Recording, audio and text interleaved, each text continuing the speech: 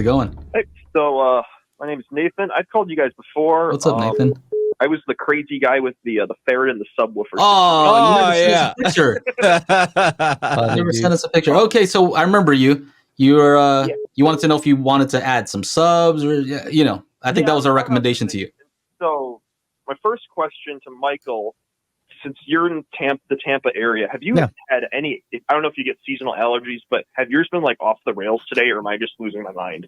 Not necessarily today. Usually when Jessica and I go walking at night, man, I start sneezing. So I think it's definitely like the pollen or something in the air. But but I literally haven't been out tonight, man. I've been in the house all day. Okay. Whereabouts are you? Where are you at?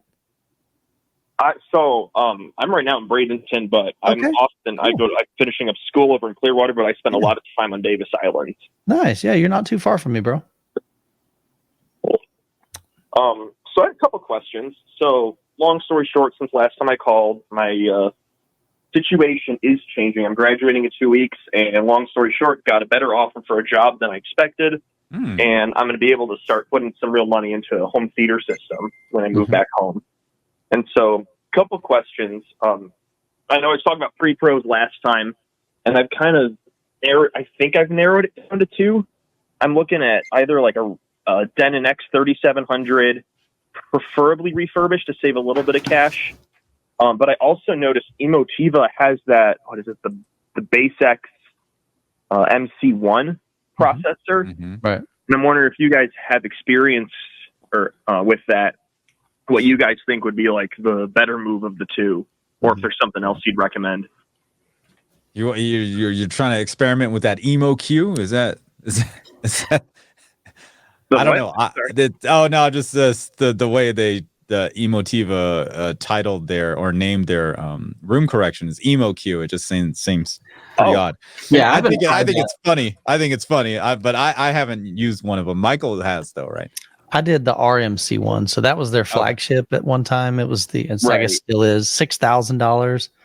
They were down to about $3,750 right now. If you've got a amplifier, you can get one for like $3,000 new if you trade in an old amp. Yeah, I mean, honestly, that was probably the buggiest unit that I've ever reviewed. I mean, like a lot. I sent them a whole list. I'm like, and I had been communicating. I said, hey, I'm having this issue. They're like, okay, try this. Okay, that didn't work. So 1 out of 3 times that I would turn it on, I would get, I think, video, but no audio. And the only way I would get audio back most of the time is I'd have to power it down, literally totally unplug it, let it kind of reboot, plug it back in, turn it back on. Now, have they fixed that with firmware updates? I really hope so, because it's been, 2 years since I reviewed that? Yeah, that's not fun. But just at the time, it was just I had so many glitches and so many issues with them. And when I sent them a bullet point, I said, hey, here's what I love about it. Here's what I think. Here's the issues that I ran into it. More than likely, all this can be fixed with firmware over time. So I believe in the product, because when it works, it sounds great. It just was glitchy for me. And their reply was, sounds fair. so they kind of knew that it was, it had some issues. Now, the UMC, is it UMC1? The XMC. XMC1, yeah. So that's a newer version, or a newer one. I have not had a chance to review that, and I know some people that have, and they had great luck with it. So again, I'm not sure. I've owned I've owned a previous, I think it was called the UMC1. So that was many, many years ago. It was my first processor. I think it was like a $500 processor back then. Kind of the same thing though. I had so many glitches, so many bugs. It had the Emo Q. It was pointless. I literally turned it off. It was pretty bad. I know Elon Osborne has a review of the Iota. Yeah, he has the Iota. Oh, he has the Iota? Yeah. Okay, maybe I know Ripewave has done some comparisons too. So you may want to check out their channels. There's also the Tone Winner. Like if you're looking for a lower priced pre-pro. Yeah. So that's just my only thing. I mean, I love Emotiva as a company. I think they make great amplifiers. Definitely, I love those. But their processor, I just think that's not their strong point. when it works, it sounds great. It just, a lot of time, from my experience, they've just been pretty buggy, and looking in forums and watching people that have owned them as well, they kind of all say the same thing. So some people have great experience with them. Some people, they're like, man, this thing's glitchy as all get out. So, and it may be dependent upon what you have it hooked up to, but really it shouldn't be that way. I mean, I've got, the Marantz processor. I've owned Marantz AVRs. They just work, man. I mean, like straight up, they work every single time, glitch free. Well, okay. That's a generalization. Sometimes people have had bad experiences with Marantz and Denon. Correct. Yeah. I'm not saying everybody. I'm saying my experience, I've had zero issues with them, so now compare that to my 2 experiences with Emotiva, not even close to that experience. So again, just take that with a grain of salt. Definitely look up other people's reviews that have had those units in-house. And again, they may have differences of experience on that as well.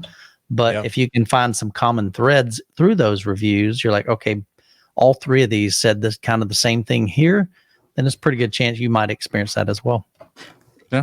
Okay. Yeah. Hey, I mean, I can. Oh, sorry. No, go ahead. Real quick though, I remember last time you were saying that you were having some issues with your speakers. You had some kind of like some DIY speakers that you kind of had, and you're saying you're hearing some distortion. Whatever happened with that? Just kind of curious. So I've still got those. I'm graduating in 2 weeks. Congratulations, man. Yeah. Got a graduating over in Clearwater. I got a job with United back in Chicago, so I'm going home. I think it's gonna be a great job, and it allows me to so what was really putting money away. Yeah, what happened with the speakers though? So I still have them right now. They're actually disconnected because I'm starting to pack all my stuff up to move back home right after graduation. I plan to switch those out. That was actually my next question. Okay, that was it. What I was thinking though, so it sounds like the Emotiva amps, they could be better quality, or processors could be better sound output, but you might be taking more of a gamble with the reliability of them. Yeah, that's what I would say. I'd say if you go with something like a Denon or something, you're probably going to get a pretty good experience. More stable, absolutely. Yeah, more stable. Right. And then with the addition of Dirac Live later in these newer ones, you could add that later if you get one of the 3800s or whatever. And then because isn't Michael, wasn't it Dirac Live in the Emotiva as well? Yes, that is correct. Yep. Yeah, that was my first experience with Dirac Live. Got it. Okay. So you're going to say something about speakers? Yeah. So I was wondering because I know you were just at Cedia, and I've seen a couple things, and I've seen it on Emotiva's site. They've got the new 3 series. Did you get to hear it all? Was it there, or we kind of just waiting to see what happens? Yeah, I've only heard one set of Emotiva speakers.